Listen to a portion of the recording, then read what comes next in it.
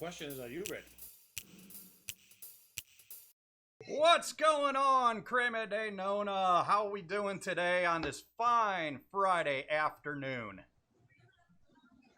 We're on, doing Julio? good. Hey, happy Friday. They say Friday, like yay. And check out what I got over here. We're bugging this guy while he's actually at work. Some of us are still working during this whole thing. They're not just hanging out on here like me and Julio do every other day. But I just want to welcome Tom Capeletti with Cap's Kitchen Creations. He really is at work. You can see he's at his kitchen getting ready for his food service that he is still putting out, helping out the masses with that. So how you doing, Tom? Excellent. Thank you for having me, guys. Welcome to Cap's Kitchen, where all the magic happens when I can do it. But fortunately, I am able to cook for some people. So that's great. Great. That's Love good. it. And I think any of us that have had your food, especially Feast in the East, which I will still say, and I will say this any chance I get, Tom is the official winner of the East Orlando Chamber of Commerce's Feast in the East restaurant competition. I don't care who I upset with it. That gumbo you made was impressive. So. Yes. Always is. Hey, remember when we did I hope we can still do it this year. Remember when we went out to the Fisher House and we cooked, and you and Rob, I mean, like master chefs cooking down, we helped. We just kind of like just got out your way and just you need this done. Okay, let's do it. So yeah, that was. I hope we can do that again this year. And I do too. And Tom, I don't know about you, but I had an amazing time hanging out there, sharing the kitchen with you. It was nice how they had the setup, and the setup over there is quite impressive. It's almost two full kitchens put into one. So he had his entire kitchen with his crew.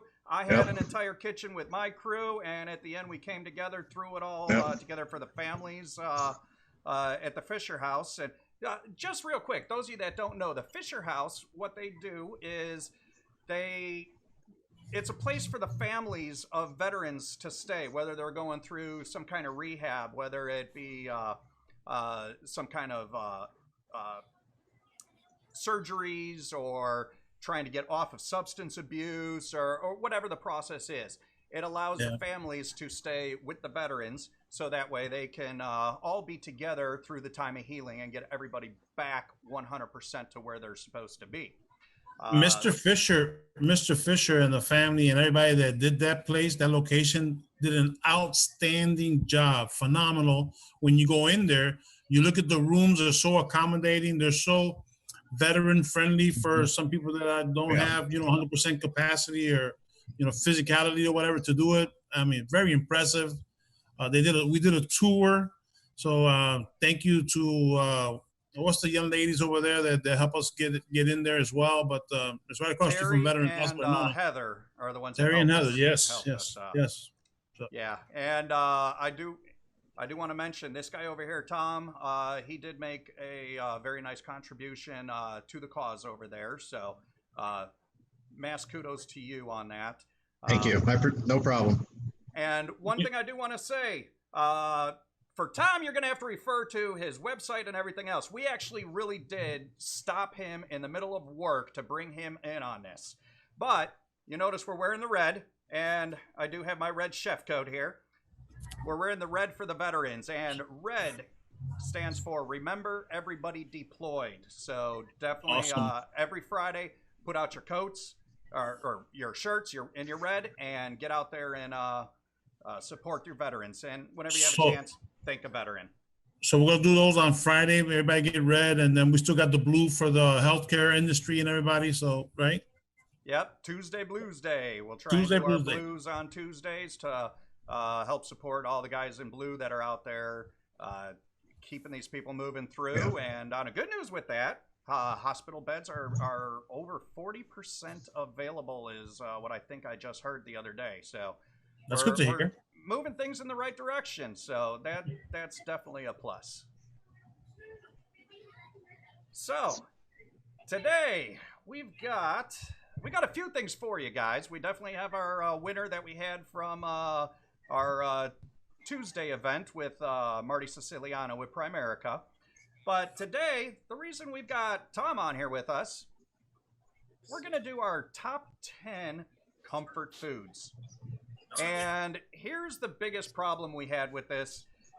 You ever had to plan a wedding and you don't realize how many people you know until you start making a list and realizing, oh my Lord, these people are not all going into this building. Not to mention some of them you kind of have to put together, but that's what's called family. And that's what makes the weddings fun. Get them drinking and dancing and throw them all together and yeah, good luck. Rob, you picked a tough one, bro. I don't know that we can do a top 10 when it comes to food, man. Well, I tell you what, we've got our top 10. I think we need a few honorable mentions to add on to this thing. Okay. And if you guys listen to the end, we might have a couple tips for you as far as some things to put out between myself and Tom. What do you think, Tom? Oh, yeah. Stick around. We got a recipe I'm working on right now that I'm serving tonight for the members that are picking up food, and it's easy. You can make at home as well. Are you at liberty to say, Tom, what members are picking it up, or it's yeah, I can. My kitchen's based out of the Elks Lodge in Winter Park. It's a fraternal organization, and all the members are older. They're in their 60s, 70s, and they've been cooped up, and I feed them every Friday night, so they're missing my cooking. So I was able to reach out through social media, email, word of mouth, and it's been overwhelming, and I'm doing 40 to 50 dinners in 2 days every weekend, Friday and Saturday. That's pretty awesome. Yeah, so it's really saving my business right now. So I'm very grateful for that. Nice. Oh, that's good. Nice. Yeah. And again, if I haven't said it before, this man knows how to cook. So if you get a chance, and if you are in the Orlando area, give him a call. Cap's Kitchen Creations. You can see it down at the bottom on the ticker. And at the end, we'll get you all his information so you can find him. So let's jump right into this and get going with some honorable mentions on it. Julio, you want to start us off with this one? I don't know if fajitas is in there. I'm having fajitas for dinner tonight. We're going to support our local restaurant on Lake Underhill in Chickasaw, but how about mofongo? Oh, yeah, mofongo. If that is done right, oh my God. Yeah, and has that to be will done right. Sit you down. That's not something you eat and go back to work. That's something you eat and you have just become an anchor for about the next 4 hours. Yeah. So can you explain what mofongo is? All right, mofongo. So, you sure you want me doing this? Isn't this coming closer to your culture? But anyway, Well, I am this Puerto one. Rican, but your wife is Puerto Rican, so I'm gonna, maybe she's got a better recipe than my wife does. So basically, it's a way you take the plantains. And another thing you could do, and they got to be green plantains. You can't take them sweet on this one, which we're going to talk about something sweet here coming right up. But you could, it's almost like making tostones. If you haven't had those, kind of along the same process, just a little different how the final product comes out. But it's basically just like mashed plantains put together into a ball. You put some garlic sauce, ajillo, mojo, on top of it with some carne frita. The best one I've ever had. Chicken parmesan over mofongo with that marinara sauce. You want to start mixing cultures? Oh, man. Holy cow, I've never heard of that one. I've had the shrimp, fried pork, carnitas, Carnitas, chicharrones. Chicharrón. Oh my God, you guys are bad. I tell you, why don't you try mixing that? Next time you're thinking about having mofongo, put some chicken parmesan on top of that. And be ready to be done for the night. You're throwing on a movie. That's why you could throw on one of the 3-hour movies and you'll be fine. You won't need any popcorn. Or like what everybody else is doing, that binge watching. We're binge watching Netflix and Hulu and what have you. Oh yeah, you could get through 8, 9 episodes, no problem. You could binge watch an entire season of something off of one mofongo dish. Mofongo, that's it. Yeah. What else we got? All right, so here's another one. I know we've talked about this. You've got, and maybe we should branch this out. Arroz con, about anything you can throw on it.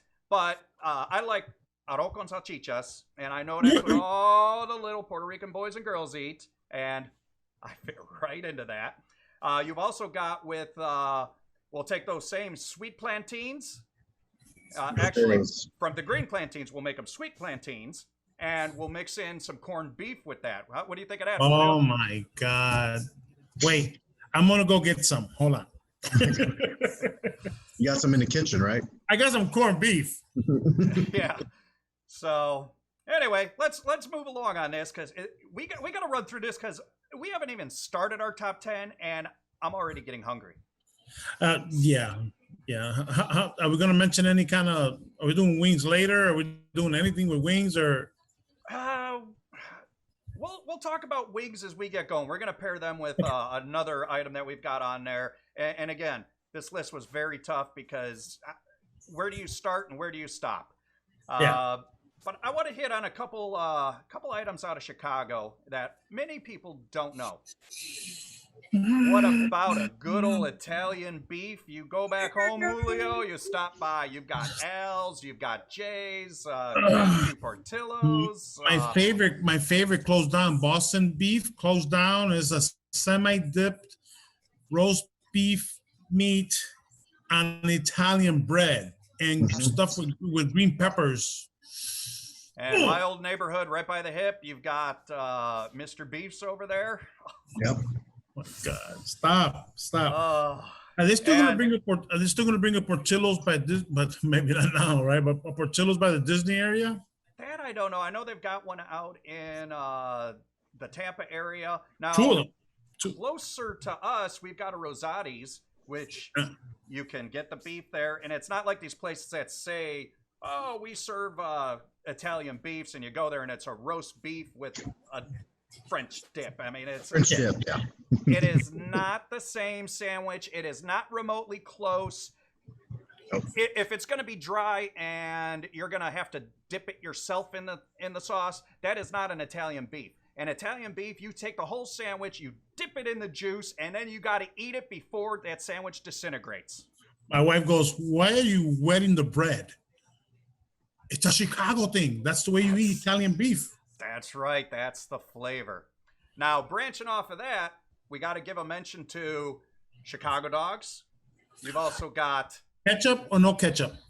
No ketchup. Ketchup does not belong on a hot dog. You can put it on your fries, but it does not belong on a hot dog. Even Tom says no. No way. Mustard. Which is good because I would have had to kick him off of this broadcast. Yeah, no. Now, along with the hot dogs, Chicago is also an amazing place. Italian sausage, which you can double up your Italian sausage with your Italian beef. And how about Polish? And let's not forget about bratwurst. Yeah, our friends up in Wisconsin. The only thing you got to watch out with Wisconsin, you got to be careful when you smell that dairy air. Yeah. Oh, and Packers. Oh my God, no, sorry. Oh, yeah, the Packers. Packers. It's all dairy air. Sorry. So you want to go top 10? Do we start with the top 10? I do want to mention one more thing. Okay. Grilled cheese. What we got? Grilled cheese, and we're gonna get rolling. So, anyway. I can come up with a lot of menus for the grilled cheese. I put an egg, I put ham in it, make the grilled cheese and just, oh man. You could even just do a straight tomato in the middle of all that goo in. Oh, bacon. Oh, bacon. Yeah. Oh, I've never done it with bacon. What? See, we got the right guy. We got the right guy on today. Barbecue, or put barbecued pork in there. Okay, I'm moving in with you, buddy. Where's the Elks Lodge? You said Winter Park. I call it. I have a sandwich called the Cheesy Pig. It's with my root beer braised pulled pork inside grilled cheese with Gruyere, provolone, and cheddar, and truffle oil. I think he's moving that grilled cheese into the top 10 now. Wow. That is top 10 B So Yeah. now let's get going into top 10A. So All right. let's start out, and what we tried to get into the top 10 are things that will fill you up, warm you up, and things that make you think of grandma. And I tell you what, my grandma, she had a lot of time to let things just sit and simmer and go all day. You take a chunk of beef and you throw it in, and you make yourself either a stew or a nice pot roast with that. But that was yesteryear. That's the way mom and grandma and great grandma cooked. Yeah. Yep. And even today, with the pressure cookers and that, you can actually make a pretty decent pot roast in about 45 minutes or so. Yeah. And if you do take some effort, now this is going to be the same no matter what business you get into. With a little bit of organizational skills, there is really not a whole lot aside from some baking and stuff like that. But you can make a surprisingly elaborate and complex meal. Tom, correct me if I'm wrong, 45 minutes, maybe an hour? Yeah. Just about everything. So I'm going to start out with the top 10. So you're going to take the number one spot. So how about some stew and pot roast? That's what we were just talking about. Oh, we were? Where were you? Yeah. My stomach is thinking for me. I'm so hungry. All right. I tell you what, let's move to Tom for this one. Tom, what's our next one up there? Let's see. Number 9 is gumbo. Oh. Talk to us about some gumbo. I know damn well, and I've been doing nothing but talking about it. Asian raisin. That's right. Yeah, gumbo is very Louisiana, let's say. Big time out of there. It's a French style stew. You might have it, soup. But it's another thing that you cook all day long. The roux itself, instead of made with the traditional butter and flour, it's made with a high heat oil or bacon fat is what I like to use. So bacon fat, flour, you cook it down to a nice dark color. Then you add your seafood stock or chicken stock, all your vegetables, whatever seafood, meat. I mean, it's kind of like everybody in the pool. And you just let it cook, you let it simmer, add your spices, and then the key at the end, you don't put it in the beginning because it kind of cooks out, is sassafras. It's called gumbo filet, F-I-L-E. You can find it at any grocery store in the spice aisle. And that's just the magic touch on the gumbo that gives it that flavor. Because if you eat it, you don't taste that flavor, then it's missing the sassafras. It comes from the sassafras plant that they use. They dry out, they ground it down real fine, and they put it in a lot of their stuff. They put it in their crab cakes. A lot of their seafood dishes, they use it as a main, kind of like Old Bay, but a lot better. So yeah, and you can take a lot of those pre-made seasonings, and that's a good jump start for you. But don't be afraid to throw a bunch of these things together. I'll give you a tip. Most about everything out there is going to start out with salt, pepper, garlic, onion, and from there just mix in a few things. But don't be afraid of using paprika, smoked paprika, and they are both very, very different. Like you said, sassafras, you've got saffron, you've got all kinds of things out there. Go to the store. Usually you can get a small sample of these things for next to nothing. Get them, just taste it, and throw it in something. What's the worst that happens? It doesn't taste good tonight, but now you know what it did to you and how much to use. And guess what you're doing tomorrow? You're eating like a champ. Yep. So, all right, Julio, what do we got? What do we got next? This one really makes me think of grandma. Well, the old staple. You can never go wrong with chicken noodle soup or even some wild rice.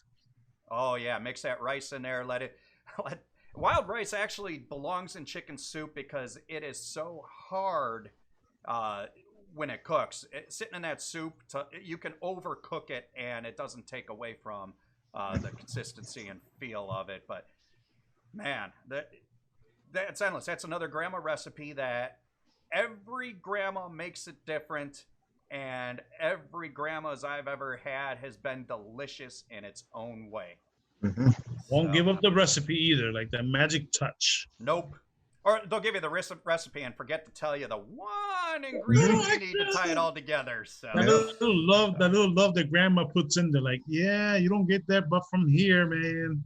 I think every chef does that. You got to leave something out, otherwise, that's your brand. That's you. All right, so next one, we've got the good old-fashioned all-American hamburger. What do you got? Does that come with cheese?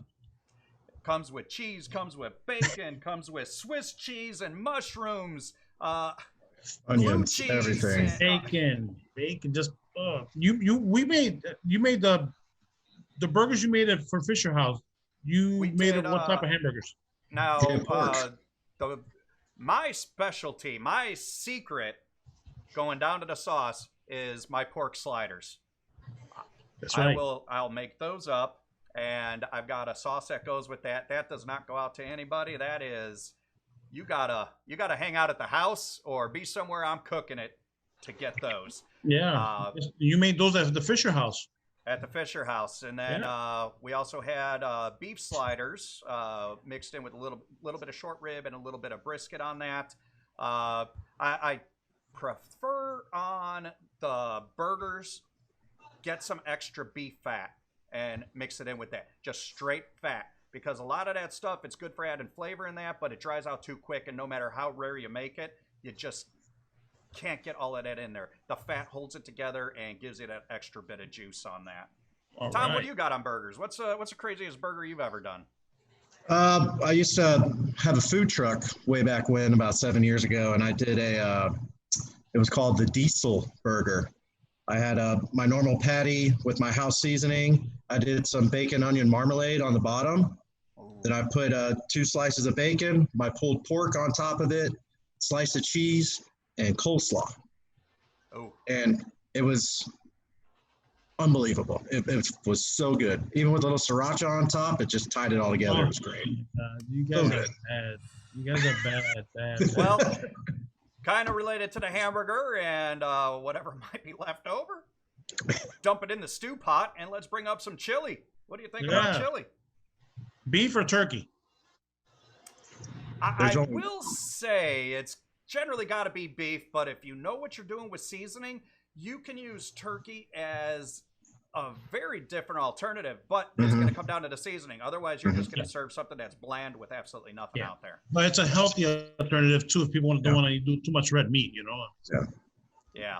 And then you got to fight beans or no beans. I'd say put the beans in there. They're good for the heart. And the more you eat, well, you know where it goes from there. So anyway, let's move right along. This is where we're going to tie in the chicken wings.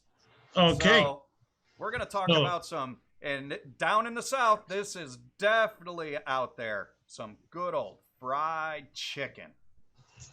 Yep. This is another one. My grandma used to make some amazing fried chicken. That was every Sunday. We'd come over and she'd have fried chicken ready to go. And that was before they had shake and bake and this and that and whatever. So it was grandma's recipe sitting there with I bet grandma used lard back then. They used to grab that glob of lard. Yep. And you know what? Health tip for you. Lard is not necessarily such a bad thing for you. It's actual real animal fat. And as long as you're using the real stuff, your body knows what to do with it and can break it down. So don't be afraid to use fat. It's when you start using this canola oil and some of this processed oils and everything else that you get for real cheap at the grocery store, it's not doing you any good. You mentioned something about olive oil, that if it heats up too much, it's not good for you. Didn't you mention that the other day? Olive oil is meant mostly for like salads or something on a cold base. But I think it's around 200 and some degrees. It loses any of its nutritional value. At that point, grapeseed oil or peanut oil is amazing on that. So, talking about olive oil, what do we got next up here, Tom? Oh, fried chicken. We got pasta, another Italian favorite. Any type of pasta, red sauce. Alfredo really isn't an Italian dish. That was Americanized. So that's an American Italian. Yeah. If you go to Italy, you won't find Alfredo sauce anywhere. But it's just comforting. Like you said, it's like when grandma was making the stews and the chilies, when she'd make a marinara sauce, she'd start it at 5 o'clock in the morning and it wouldn't be ready till 5 o'clock in the afternoon. And I did that for a while. It is okay to cheat on sauce because a good tomato sauce is a 2-day process. Yeah. One Yes, day it is. to break it down and let everything sit together, and then you let it sit, marry each other overnight, and then you bring it back up to temperature and I would start. That's why I make marinara sauce the day before. Day before I make anything, because like you said, it sits, it marries, everything comes together and works its magic, and just like pizza tastes better the next day, right? Oh yeah. Yeah, because of the sauce. I don't see a whole lot of pizza that lasts more than a day though. No, Not now, anyway. And then lasagna is wrapped in with the pasta, so that's comforting. Big casserole, it fills you up, and it just gives you that warm feeling. Take a look at making your own pasta. I swear to you, you can make your own pasta, and you don't need rollers or anything else. You can take a wine bottle that you can mix in with a little bit of your sauce, roll out the dough as you're doing it, and just slice it up thin, throw it in some boiling water. It tastes much better. And take that pasta fresh from the water and dump it right into your sauce. It gets that starches into the sauce, cleans up your sauce a little bit, and it makes your sauce lock onto the pasta. Yeah. Awesome. Yeah. So can we change it up now? We got some Italian stuff going in there. We need some like some barbecue, man. Good old-fashioned barbecue, and this is one that will bring fights all across from the Carolinas all the way through to Texas, Georgia, Tennessee. You name it. Yeah. What do Kansas you pick? City. Do you go with your mustard? Do you go? It's hard. Everybody has their preference. Let me tell you. Yeah. Dry rub. Kansas City's more the dry rub. Vinegar-based sauces, mustard-based sauces, ketchup-based sauces. It's all good, no matter where you go. And it will spark a fight. Barbecue sauce. Barbecue is just anything. And I'm down. There's a distinct difference between grilling and barbecue. And it's going to go with the heat. Grilling, get that thing 400 to 600 degrees, depending on what you're cooking. Let it rip. Yeah. On the barbecue, 225. Low and slow, baby. Bring it home. And ribs might take you 6 hours, but you will. It needs that time. Brisket, what are we talking? A good 10 hours, Tom? Yeah, 10 to 12, depending on the size of the brisket. And buy it with the fat on it. Go to Costco. Costco generally has a good Clean selection. yourself. Yeah. Otherwise, you get it a lot of times at the grocery store. It's way too skinny. Yeah. So It's not good. Yeah, Costco, Sam's, they have better choices. Sam's, I always like Sam's meat because I know it's like a Midwestern meat per se. Always got good quality meat. But I buy all my meat there. Yeah. That's Sam's. So, Rob, give Tom number 2, and you can finish up with number 1. Tom has definitely got number 2. This is one of the things he brought to the Fisher house. Yes, mac and cheese. Award-winning mac and cheese. Award-winning mac and cheese. It was my first event I ever did back in late August 2018 in Lake Nona. They had the first inaugural mac and cheese contest. So I just started Caps, and that was my first ever event, just to get my name out there. Hey, this is me. I was just doing it for fun. If I won, great. And I ended up taking first place out of 10 people that actually entered. So, and some people just got overcomplicated. I just made really good mac and cheese. Yes, you did. I will attest to it. Yeah. Just, I used 5 different kinds of cheeses, and then I had a toasted panko breadcrumb with confit bacon mixed into it as well. So that's what kind of we're getting some comments in there, Mr. Beef, Jimmy's hot dogs. Oh my God, it's like Chicago people in the house. Yeah, the Chicago people know exactly where to go. All right, here we go. Number 1. Pizza. I don't care where you are in the country. Pizza is the number 1 comfort food, no matter where you go. Although, Julio, I know you're as biased as I am on it. We're not talking Papa John's. We're not talking Domino's. We're not talking anything that you call up and say 30 minutes or less. We are talking the guy on the corner down the street. And if you want a different flavor, you go see the guy in your friend's neighborhood because they're all different and they're all amazing up there. So our pizza from Chicago is not all square. I love stuffed pizza. And if you're from New York, you got the pies. Okay, that's your favorite pizza. That's fine. We got ours too. Our thin crust or whatever, or stuffed pizza. Anything pizza. Yeah. So anyway, with that, we are out of time. And I did promise earlier I was gonna talk a little bit about a recipe, and we're gonna have Tom talk because we got about 3-4 minutes left. You're gonna get you about 3 1/4 cups of flour. You're going to take about a 1/2 cup of cornmeal, a packet of yeast, which is 2 1/4 teaspoons.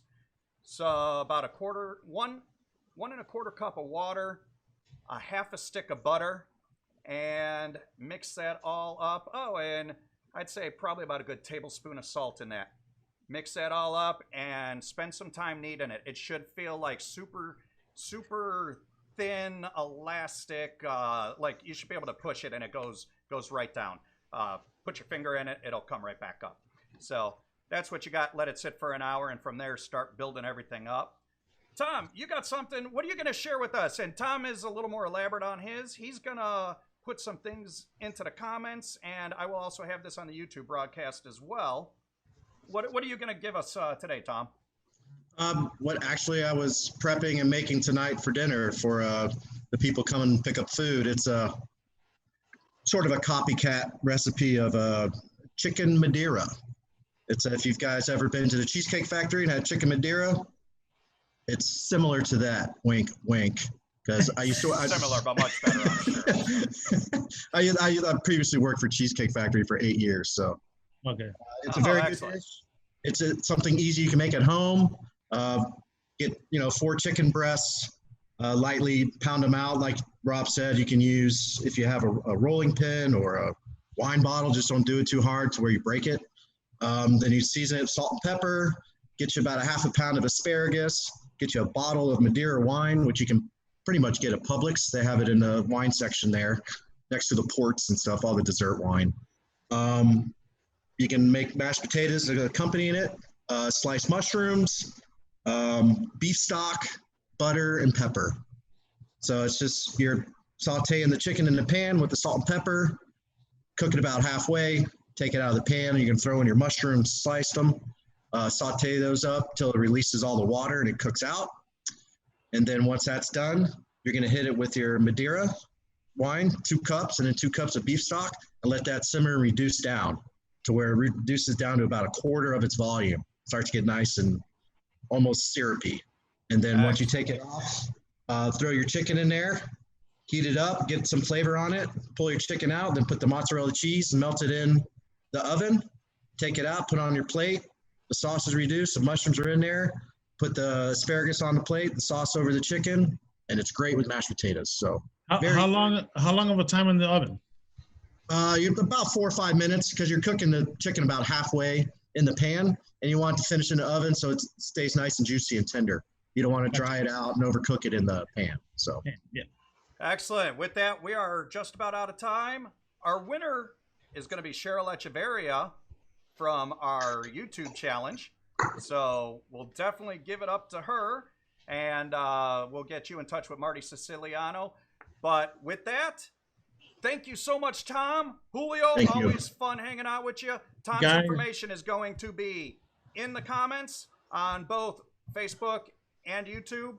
So get in touch with him and definitely take advantage of his food, especially if you're in the Orlando area. If you are outside of the Orlando area, I am sure he is willing to talk about airfare and travel, and he is worth every penny of it. And maybe if you're lucky, I'll go with him on wherever we're traveling to. Right.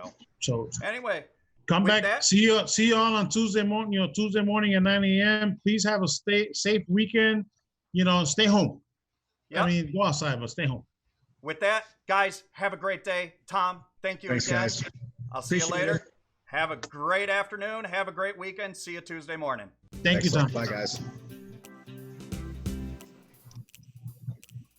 Thanks for watching. See ya.